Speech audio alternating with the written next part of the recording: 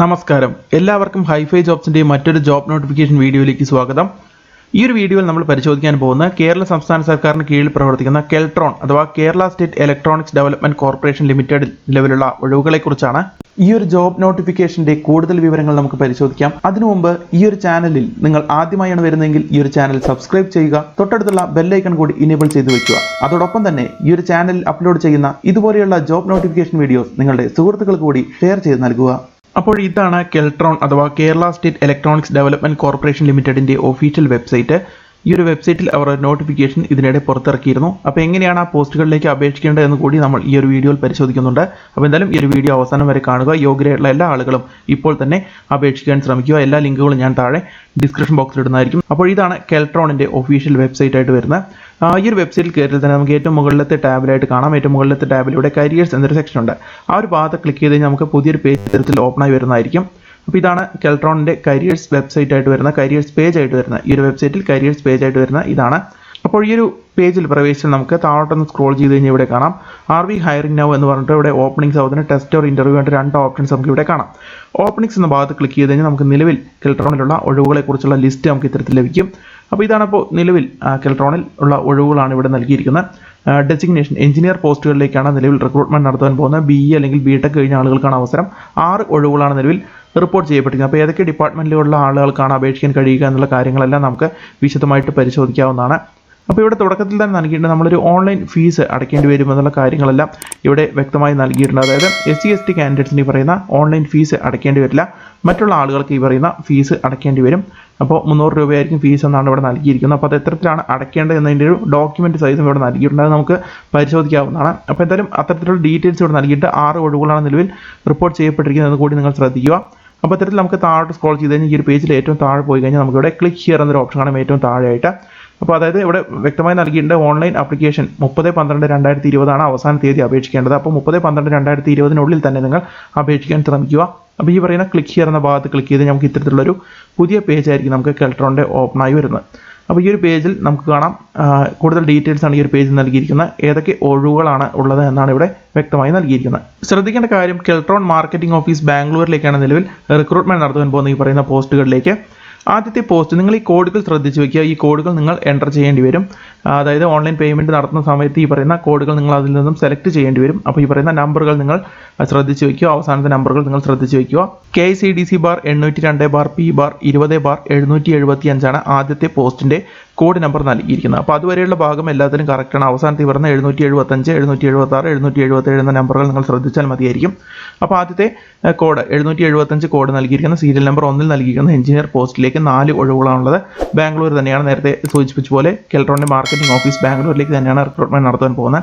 Engineer പോസ്റ്റാണ്. പക്ഷേ ഈ ഒരു പോസ്റ്റിന് വേണ്ട qualification M.Tech knowledge in high precision electronics hardware development and embedded software development testing and debugging of electronic hardware in various conditions എന്നാണ് നൽകിയിരിക്കുന്നത്. ഇനി അതല്ലെങ്കിൽ BE or BTech with 60% mark in electronics or electronics and communication അല്ലെങ്കിൽ electronics and communication, electronics and instrumentation, electronics and electrical engineering, instrumentation and control engineering തുടങ്ങിയിട്ടുള്ള ഡിപ്പാർട്ട്മെന്റുകളിൽ BE അല്ലെങ്കിൽ BTech പാസ്സായാലും മതിയായിരിക്കും. അപ്പോൾ അത്തരത്തിലുള്ള ക്വാളിഫിക്കേഷൻസ് ആണ് ഇതിൽ പറഞ്ഞിരിക്കുന്ന M.Tech അല്ലെങ്കിൽ ഇതിൽ പറഞ്ഞിരിക്കുന്ന BE അല്ലെങ്കിൽ BTech യോഗ്യതയുള്ള ആളുകൾക്ക് 60% മാർക്കോട് കൂടി പാസ്സായി യോഗ്യതയുള്ള ആളുകൾക്ക് അപേക്ഷിക്കാവുന്നതാണ്. പിന്നെ പോസ്റ്റ് ക്വാളിഫിക്കേഷൻ എക്സ്പീരിയൻസ് എന്ന് പറഞ്ഞാൽ അതായത് BE BTech കഴിഞ്ഞ ആളുകൾക്ക് മിനിമം 1 year എക്സ്പീരിയൻസ് ഉണ്ടായിരിക്കണം. അതായത് analogue and digital circuit design and layout for PCB design as per ISRO PIX document and fabrication, ARM micro controller and C programming, electronic system integration and testing തുടങ്ങിയിട്ടുള്ള മേഖലകളിൽ നിങ്ങൾക്ക് 1 വർഷത്തെ experience. ഇത് BE അല്ലെങ്കിൽ BTech കഴിഞ്ഞ ആളുകൾക്കാണ് ആവശ്യപ്പെട്ടിരിക്കുന്നത്. അപ്പോൾ M.Tech ഈ പറയുന്ന വിഷയങ്ങളിൽ M.Tech ഇതിൽ പറഞ്ഞിരിക്കുന്ന knowledge in high precision electronic hardware development and embedded software development testing and debugging of electronic hardware in various condition തുടങ്ങിയിട്ടുള്ള മേഖലകളിൽ M.Tech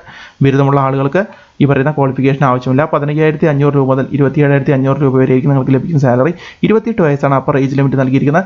1 വർഷത്തെ കോൺട്രാക്ട് പീരീഡ് ആണെന്ന് അവിടെ നൽകിയിരിക്കുന്നത്. പിന്നീട് നിങ്ങളുടെ റിക്വയർമെൻറ്റ്സ് അനുസരിച്ച് നിങ്ങളുടെ സേവനം പിന്നീടും അവർക്ക് ആവശ്യമുണ്ട് എന്ന് നോക്കിയതിന് ശേഷം മാത്രമാണ് നിങ്ങൾക്ക് എക്സ്റ്റൻഷൻ ലഭിക്കുക കോൺട്രാക്റ്റിൻ്റെ. ഇപ്പോൾ 1 വർഷത്തെ കോൺട്രാക്ട് പീരീഡ് ആണ് നൽകിയിരിക്കുന്നത്. അടുത്ത പോസ്റ്റ് അതിൻ്റെ നോട്ടിഫിക്കേഷൻ അതായത് അതിൻ്റെ കോഡ് നമ്പർ KICDC/802/P/20/776 ആണ്. പ്രത്യേകം ശ്രദ്ധിക്കുക. ഇതും എഞ്ചിനീയർ പോസ്റ്റ് തന്നെയാണ്. 1 ഒഴിവാണുള്ളത്. ബാംഗ്ലൂരിലേക്ക് തന്നെയാണ്. ഇതിൻ്റെ ക്വാളിഫിക്കേഷൻ ആവശ്യപ്പെട്ടിരുന്നത് M.Tech in mechanical engineering or robotics or mechatronics. ഇനി അതല്ല എന്നുണ്ടെങ്കിൽ B or B.Tech with 60% mark in mechanical engineering. അപ്പോൾ ഇതിൽ പറഞ്ഞിരിക്കുന്ന M.Tech അല്ലെങ്കിൽ B.Tech ഉള്ള ആളുകൾ, ഇതിൽ പറഞ്ഞിരിക്കുന്ന ഡിപ്പാർട്ട്മെൻറ്റുകളിൽ M.Tech അല്ലെങ്കിൽ B.Tech ഉള്ള ആളുകൾക്ക് ഈ പറയുന്ന പോസ്റ്റിലേക്ക് അപേക്ഷിക്കാവുന്നതാണ്. അത് B അല്ലെങ്കിൽ B.Tech കഴിഞ്ഞ ആളുകൾക്ക് 1 വർഷത്തെ എക്സ്പീരിയൻസ്, അതായത് CAD ടൂൾസ്, അതുപോലെ ഡ്രാഫ്റ്റിംഗ് ആൻഡ് അനാലിസിസ് തുടങ്ങിയിട്ടുള്ള മേഖലകളിൽ എക്സ്പീരിയൻസ് ഉണ്ടായിരിക്കണം B അല്ലെങ്കിൽ B.Tech കഴിഞ്ഞവർക്ക്. M.Tech ആണ് മെക്കാനിക്കൽ എഞ്ചിനീയറിംഗ് അല്ലെങ്കിൽ റോബോട്ടിക്സിൻ്റെ മെക്കട്രോണിക്സിൽ കഴിഞ്ഞ ആളുകൾക്ക് ഈ പറയുന്ന ക്വാളിഫിക്കേഷൻ ആവശ്യമില്ല, ഈ പറയുന്ന എക്സ്പീരിയൻസ് ആവശ്യമില്ല. 15,500 രൂപ മുതൽ 27,500 രൂപ വരെ തന്നെയാണ് ഈ പറയുന്ന പോസ്റ്റിന് ലഭിക്കുന്ന സാലറി. 28 വയസ്സാണ് അപ്പർ ഏജ് ലിമിറ്റ്. 1 വർഷം വരെയുള്ള കോൺട്രാക്ട് പീരീഡ് തന്നെയായിരിക്കും ഇതിലും ഉണ്ടായിരിക്കുക. പിന്നീട് എക്സ്റ്റൻഷൻ വേണമെന്നുണ്ടെങ്കിൽ അവർ എക്സ്റ്റെൻഡ് ചെയ്യുന്നതായിരിക്കും. അടുത്ത മൂന്നാമത്തെ ഒരു പോസ്റ്റ്, അതിൻ്റെ പോസ്റ്റ് കോഡ് ശ്രദ്ധിക്കുക. ആ പോസ്റ്റ് കോഡ് നമ്പർ ഇവിടെ ശ്രദ്ധിക്കുക. KICDC bar 802 bar P bar 20 bar 777. ഇതും എഞ്ചിനീയർ പോസ്റ്റ് തന്നെയാണ്. ബാംഗ്ലൂരിലേക്ക് തന്നെയാണ് റിക്രൂട്ട്മെന്റ് നടത്താൻ പോകുന്നത്. ഈ ഒരു പോസ്റ്റിന് വേണ്ട qualification B or B.Tech or MSc with 60% mark in computer science. അപ്പോൾ B അല്ലെങ്കിൽ B.Tech കമ്പ്യൂട്ടർ സയൻസിൽ B അല്ലെങ്കിൽ B.Tech പാസ്സായ ആളുകൾക്കും, അതല്ല MSc വിത്ത് 60% മാർക്കോടുകൂടി കമ്പ്യൂട്ടർ സയൻസിൽ MSc പാസ്സായ ആളുകൾക്കും ഈ പറയുന്ന പോസ്റ്റുകളിലേക്ക് അപേക്ഷിക്കാവുന്നതാണ്. ഇനി ഈ ഒരു പോസ്റ്റിന് വേണ്ട എക്സ്പീരിയൻസിന്റെ ഭാഗത്തോട് നൽകിയ minimum 1 year experience in SQL server programming in visual studio software development IEEE 12207 documentation തുടങ്ങിയിട്ടുള്ള എക്സ്പീരിയൻസ് ആവശ്യമുണ്ട് എന്ന് ഇവിടെ നൽകിയിട്ടുണ്ട്. അപ്പോൾ ഈ പറയുന്ന എക്സ്പീരിയൻസ് കൂടി ഉണ്ടായിരിക്കണം. 15,500 രൂപ മുതൽ 27,500 രൂപ വരെയാണ് ഈ പറയുന്ന പോസ്റ്റിൽ ലഭിക്കുന്ന സാലറി. 28 വയസ്സാണ് ഇതിനും അപ്പർ ഏജ് ലിമിറ്റ് വരുന്ന. 1 വർഷത്തെ കോൺട്രാക്ട് പീരീഡ് തന്നെയാണ്. ഇനി എങ്ങനെയാണ് അപേക്ഷിക്കേണ്ടത് നമുക്ക് നോക്കാം. അതിനു മുമ്പ് നമുക്ക് ഏതെങ്കിലും ഒരു നോട്ടിഫിക്കേഷൻ്റെ അപ്ലൈ നൗ എന്നൊരു എല്ലാ നോട്ടിഫിക്കേഷൻ നേരെയും നമുക്ക് അപ്ലൈ ഓൺലൈൻ എന്നൊരു ബട്ടൺ ഇവിടെ കാണാം. അപ്പോൾ അതാത് ഏത് പോസ്റ്റിലേക്കാണ് നിങ്ങൾക്ക് യോഗ്യരായിട്ടുള്ള ആളുകൾ അതാത് പോസ്റ്റിലേക്ക് അപ്ലൈ ചെയ്യാൻ വേണ്ടിയിട്ട് അവിടെ അപ്ലൈ ഓൺലൈൻ എന്ന ഭാഗത്താണ് ക്ലിക്ക് ചെയ്തുകൊണ്ടാണ് അപേക്ഷിക്കേണ്ടത്. അപ്പോൾ ഇതാണ് ഞാനിവിടെ രണ്ടാമത്തെ പോസ്റ്റ്, അതായത് KICDC bar 802 bar P bar 20 bar 776 എന്ന് പറയുന്ന ഈ ഒരു പോസ്റ്റിൻ്റെ നേരെയുള്ള അപ്ലൈ ഓൺലൈൻ എന്ന ബട്ടണിൽ ക്ലിക്ക് ചെയ്തുകൊണ്ട് എത്തരത്തിലാണ് അപേക്ഷിക്കുക എന്നുള്ള കാര്യങ്ങൾ നമുക്ക് പരിശോധിക്കാവുന്നതാണ്. അപ്പോൾ ഈ പറയുന്ന അപ്ലൈ ഓൺലൈൻ എന്ന ഭാഗത്ത് ക്ലിക്ക് ചെയ്ത് നമുക്ക് ഇത്തരത്തിലുള്ള ഒരു പേജ് ആയിരിക്കും ഓപ്പൺ ആയി വരിക. ഇവിടെ നമുക്ക് നമ്മുടെ പോസ്റ്റ് ഓൾറെഡി ഇതിൽ സെലക്ട് ആയിട്ടുണ്ടാവും. നിലവിൽ ഒരു പോസ്റ്റ് മാത്രമേ ഉള്ളൂ. മാത്രമല്ല ഇവിടെ നമുക്ക് നമ്മുടെ കാറ്റഗറി അനുസരിച്ച് സെലക്ട് ചെയ്യാൻ പറ്റും. ഇപ്പോൾ SC കാറ്റഗറി സെർച്ച് ചെയ്തുകൊണ്ട് നമ്മൾ ഇവിടെ പ്രൊസീഡ് കൊടുത്തു കഴിഞ്ഞാൽ നമുക്ക് ഇവിടെ കാണാം അപ്ലൈ ഓൺലൈൻ, അതായത് അവർക്ക് ഫീസ് അടക്കേണ്ടി വരില്ല. അല്ലാത്തവർക്ക് ആദ്യം ഓൺലൈൻ ഫീസ് അടയ്ക്കണം, അതിനുശേഷമാണ് ആപ്ലിക്കേഷൻ കംപ്ലീറ്റ് ചെയ്യാൻ കഴിയുക. കാരണം ഓൺലൈൻ ഫീസ് അടച്ചതിൻ്റെ ഒരു നമ്പർ അവിടെ നൽകേണ്ടി വരും. SBI ചലാൻ്റെ ഒരു നമ്പർ അവിടെ നൽകേണ്ടി വരും. SBI ഫീ റെമിറ്റൻസ് നടത്തിയതിൻ്റെ ഒരു നമ്പർ അവിടെ നൽകേണ്ടി വരും. അതിൻ്റെ ഡീറ്റെയിൽസ് എല്ലാം പറഞ്ഞുതരാം. ഇത്തരത്തിൽ ST ആണെങ്കിൽ കൂടി നമുക്ക് ഈ പറയുന്ന ആപ്ലിക്കേഷൻ ഫീസ് ഉണ്ടായിരുന്നില്ല. അടുത്ത OBC കാറ്റഗറിയുള്ള ആളുകൾക്ക് അപേക്ഷിക്കാനുള്ള ഒരു ഓപ്ഷനാണത്. അതിൽ ക്ലിക്ക് ചെയ്ത് നമുക്ക് ഇവിടെ കാണാം ഫീ പേയ്മെൻറ്റ്, അപ്ലൈ ഓൺലൈൻ എന്നിങ്ങനെ 2 ഓപ്ഷൻസ് ആണ് ഉള്ളത്. അതായത് SB കളക്ടർ റെഫറൻസ് നമ്പർ അവിടെ എൻ്റർ ചെയ്യേണ്ടതുകൊണ്ട് നിങ്ങൾ ആദ്യം ഫീ പേയ്മെൻ്റ് ആണ് നടത്തേണ്ടത്. അതിനുശേഷമാണ് നിങ്ങൾ അപ്ലൈ ചെയ്യേണ്ടത്. OBC ജനറൽ കാൻഡിഡേറ്റ്സ് ആണെങ്കിലും അത്തരത്തിൽ തന്നെയായിരിക്കും എന്ന് നിങ്ങൾ ശ്രദ്ധിക്കുക. അപ്പോൾ SC ST കാൻഡിഡേറ്റ്സിന് ഈ പറയുന്ന ഫീസ് ഉണ്ടായിരുന്നല്ല, ഈ ഒരു ഓപ്ഷൻ പോലും അവർക്ക് ഉണ്ടായിരിക്കുന്നല്ല. അതുകൊണ്ട് അവർക്ക് അപ്ലൈ ഓൺലൈൻ എന്ന ഭാഗത്ത് ക്ലിക്ക് ചെയ്തുകൊണ്ട് പ്രൊസീഡ് ചെയ്യാം. ഇനി അല്ലാത്തവരാണെങ്കിൽ ഈ പറയുന്ന ജനറൽ കാൻഡിഡേറ്റ്സും അതിന് OBC കാൻഡിഡേറ്റ്സ് ഒക്കെ ആണെങ്കിൽ അവർക്ക് ഫീ പേയ്മെൻറ്റ് അപ്ലൈ ഓൺലൈൻ എന്നുള്ള ബട്ടൺ ഇവിടെ കാണാൻ കഴിയും. അപ്പോൾ ആദ്യം നമുക്ക് ഫീ പേയ്മെൻ്റ് ആണ് നടത്തേണ്ടത്. അതിൻ്റെ ഗൈഡ് ലൈൻസ് ഒരു ഡോക്യുമെൻ്റ് ആയിട്ട് ഇവിടെ നൽകിയിട്ടുണ്ട്. അത് ഇത്തരത്തിലാണ് ഡോക്യുമെൻ്റ് ആയിട്ട് ഇവിടെ നൽകിയിരിക്കുന്നത്. അതായത് ഇത്തരത്തിലായിരിക്കും നിങ്ങൾ അപേക്ഷിക്കേണ്ടത്. ഇപ്പോൾ നിലവിൽ ഇത്തരത്തിൽ ജനറൽ കാൻഡിഡേറ്റ്സോ അല്ലെങ്കിൽ OBC കാൻഡിഡേറ്റ്സ് ആണെങ്കിൽ ഇത്തരത്തിൽ സെലക്ട് ചെയ്ത് നേരത്തെ കാണിച്ച പോലെ പ്രൊസീഡ് എന്ന് ക്ലിക്ക് ചെയ്ത് കഴിഞ്ഞാൽ നമുക്ക് ഇവിടെ ഫീ പേയ്മെൻറ്റ് എന്നൊരു ഓപ്ഷൻ കാണാം. അവിടെ ക്ലിക്ക് ചെയ്ത് നമുക്ക് ഇത്തരത്തിലുള്ളൊരു SBIൻ്റെ ഒരു പേജിലേക്കായിരിക്കും പോവുക. സ്റ്റേറ്റ് ബാങ്ക് കളക്ട് എന്ന് പറയുന്ന ഒരു പേജിലേക്കാവും പോവുക. ആ പേജിൻ്റെ അവസാന ഭാഗത്തൊരു ടിക്ക് മാർക്ക് നൽകാനുള്ളൊരു ചെക്ക് ബോക്സ് ഉണ്ടായിരിക്കും. ആ ഒരു ബോക്സിൽ ടിക്ക് മാർക്ക് നൽകിയതിന് ശേഷം പ്രൊസീഡ് നൽകുക. പ്രൊസീഡ് നൽകി കഴിഞ്ഞാൽ നിങ്ങൾക്ക് ഇത്തരത്തിലുള്ള പേജിലേക്കായിരിക്കും പോവുക. ഇവിടെ നിങ്ങളുടെ സ്റ്റേറ്റ് ബാങ്ക് കളക്ടിൻ്റെ അവിടെ state of corporate or institution എന്നവിടെ നൽകുന്നുണ്ട്. അവിടെ കേരള എന്നും ടൈപ്പ് ഓഫ് കോർപ്പറേറ്റ് ഇൻസ്റ്റിറ്റ്യൂഷൻ എന്നതിൻ്റെ അവിടെ ഇൻഡസ്ട്രി എന്നും സെലക്ട് ചെയ്തതിന് ശേഷം ഗോ എന്ന് ക്ലിക്ക് ചെയ്യുക. അപ്പോൾ നമുക്ക് ഇത്തരത്തിലുള്ള ഒരു പേജായിരിക്കും പിന്നീട് ഓപ്പൺ ആയി വരിക. അവിടെ ഇൻഡസ്ട്രി നെയിമിൻ്റെ അവിടെ Kerala state electronics development corporation limited എന്നൊരു ഓപ്ഷൻ ഉണ്ടാവും. അത് സെലക്ട് ചെയ്യുക. അതിനുശേഷം സബ്മിറ്റ് വീണ്ടും നൽകുക. പിന്നീട് നിങ്ങൾക്ക് ഇത്തരത്തിലുള്ള ഒരു പേജായിരിക്കും വരിക. അവിടെ ഇലക്ട്രോണിൻ്റെ ലോഗോ അടക്കം Kerala state electronics development corporation limited എന്ന് പറഞ്ഞിട്ട് അതിൻ്റെ വിവരങ്ങളെല്ലാം അവിടെ മുകളിൽ കാണുവാൻ കഴിയും. അതിനുശേഷം സെലക്ട് പേയ്മെൻറ്റ് കാറ്റഗറി എന്നൊരു ഓപ്ഷൻ ഉണ്ട്. അവിടെ നിന്നും സെലക്ട് കാറ്റഗറി എന്ന ഭാഗത്ത് ക്ലിക്ക് ചെയ്ത് കഴിഞ്ഞാൽ നിങ്ങൾക്ക് റിക്രൂട്ട്മെന്റ് ഫീ കോൺട്രാക്ട് എന്നൊരു ഓപ്ഷൻ ഇവിടെ കാണുവാൻ കഴിയും. ആ ഒരു ഭാഗത്ത് ക്ലിക്ക് ചെയ്ത് കഴിഞ്ഞാൽ നിങ്ങൾക്ക് അത്തരത്തിൽ പുതിയൊരു പേജിലേക്ക് നിങ്ങൾക്ക് റീഡയറക്റ്റ് ആയി പോകുന്നതായിരിക്കും. ഈ ഒരു പേജിൽ നിങ്ങളുടെ ഡീറ്റെയിൽസ് ഇവിടെ നൽകണം.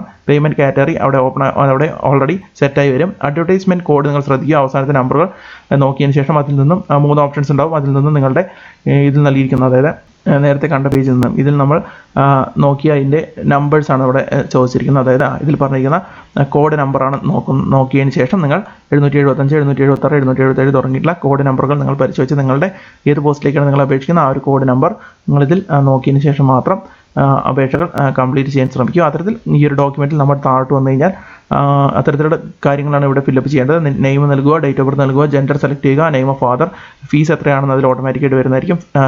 അതായത് റിമാർക്ക്, പിന്നെ 300 രൂപ ഫീസ് എന്നാണ് നൽകിയിരിക്കുന്നത്. ഇത് പഴയൊരു ഡോക്യുമെൻ്റ് ആയത് കാരണമാണ് ഇവിടെ 250 നൽകിയിരിക്കുന്നത്.